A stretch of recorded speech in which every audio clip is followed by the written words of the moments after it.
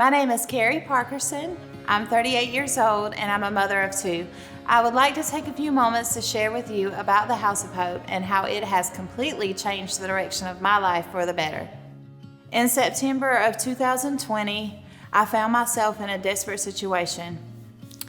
I had just been kicked out of my mom's house for good reason. You see, I haven't always made the best decisions in my life. I found myself standing in Legacy and asking a lady at the front desk if she knew of any resources in the community I could reach out to for help. She told me about a place called the House of Hope. So I reached out to the House of Hope, and when I called, I was greeted with a friendly voice that asked me a few questions about my current circumstances, and by that afternoon, I was a resident at the House of Hope, one of the biggest blessings in my life. On my first 30 days at the House of Hope, my life began to take meaning. It began to have purpose. I began to rebuild my relationship with God. I began to believe that He loved me and He had a plan and purpose for my life. I began going to Bible study.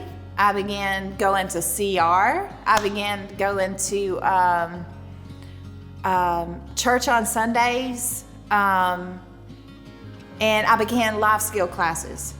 And I can still hear Miss Gail saying, "Is it a want or is it a need?" Everything's a need. Everything's a need, Miss Gail. So by the end of my 30th day, I had a job. I began to grow in my walk with God. I began to actually sit down and have quiet time, reading devotionals, which is something I hadn't done in a very long time. And I believe in my heart that if I wasn't at the House of Hope, would I really be in that walk with God the way that I was then? So that's an important piece that I feel like the House of Hope gave to me, was being that place where I could feel safe with my daughter and not feel judged or criticized, but I was encouraged and wrapped in so much love, really. And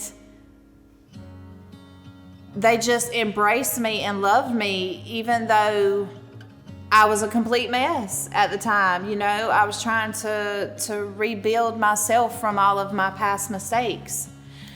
After I got the job, I started saving my money. I began to see a light at the end of the tunnel. I began to have a little more hope for a future for me and my children. On the 90th day that I was there, it was time to exit the program, and I was offered a position to stay and live in the home as an assistant house manager. So I decided to stay. I stepped out in faith. I didn't know what God was doing. I thought to myself, how could I possibly help somebody else? What am I going to give somebody else? And even though I don't know, God knows, and He knows what He's doing. So I remained active in CR. I eventually worked through a step study, and through that whole process, I gave birth to my son Elijah. And I would like to tell you that I got married, had the white picket fence, the big house, but that's just not my story.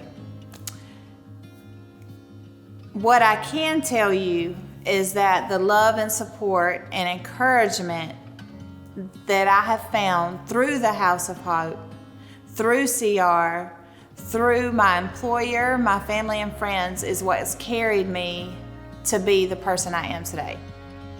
So if I could just leave you with one thing today, if nothing else I've said in my story has touched you, I want you to understand that God meets you right where you are. I have learned that He's not looking for me to be perfect. He's not looking for my life to be perfect. He's not looking for me to be sinless.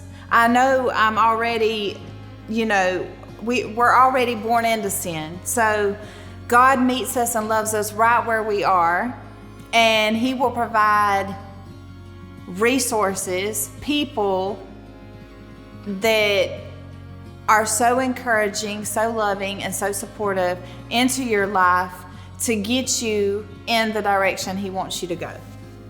Isaiah 46:4 says, I am your God and will take care of you until you are old and your hair is gray.